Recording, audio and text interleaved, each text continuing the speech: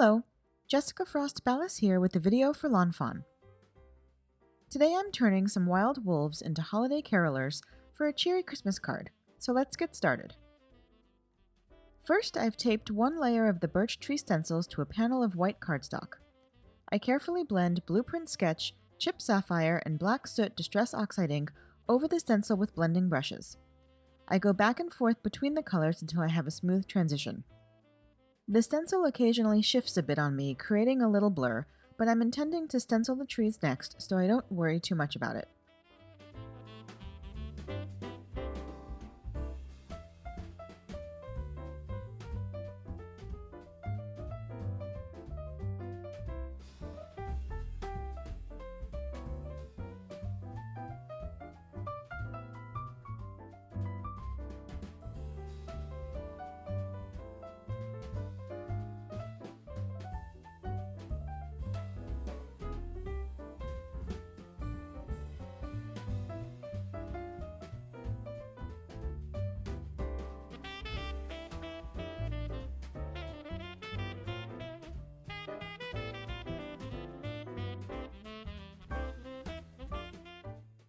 When I'm done blending, I carefully remove the tape and peel up the stencil.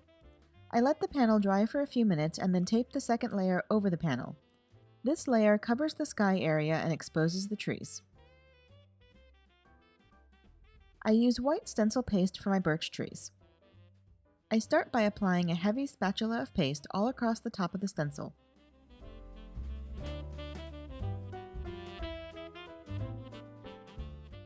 Then I use a stencil tool to carefully pull the paste down across the stencil. This method seems to work the best when you're working with a stencil that has lots of tiny branches and details. I add a few more blobs of paste about halfway down to finish my stenciling.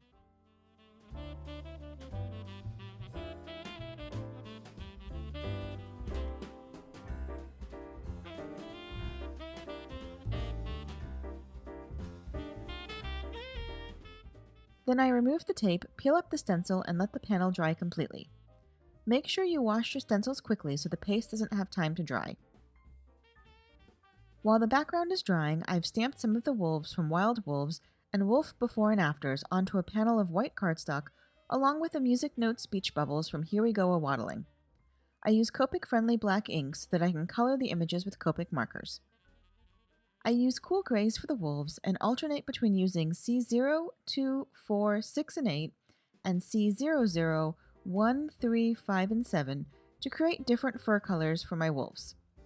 I also use R00 and R02 for their ears and mouths. I stamped several images from the sets, but end up only using a few of them. I want my wolves to look like they're singing Christmas carols, so I decided to stick with the howling wolves for this card. And just a heads up that you might notice a few odd video cuts during my coloring. We have a new kitten who really likes to attack my Copic markers on my desk when I'm working, so occasionally I had to remove him from the desk and get started again. I apologize for any gaps in the coloring portion of my video. Once I finish coloring, I add a few accents with a white gel pen, and then I die cut the images with the coordinating dies.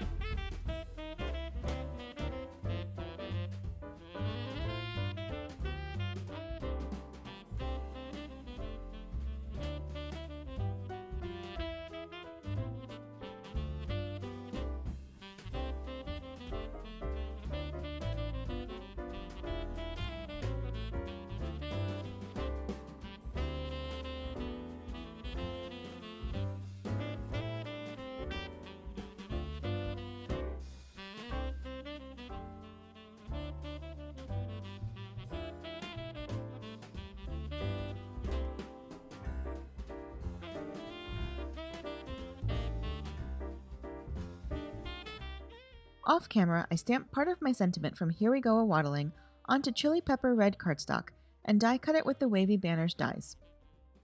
I also die cut the giant Merry Christmas twice from chili pepper cardstock and once from red glitter cardstock and layer them together with adhesive.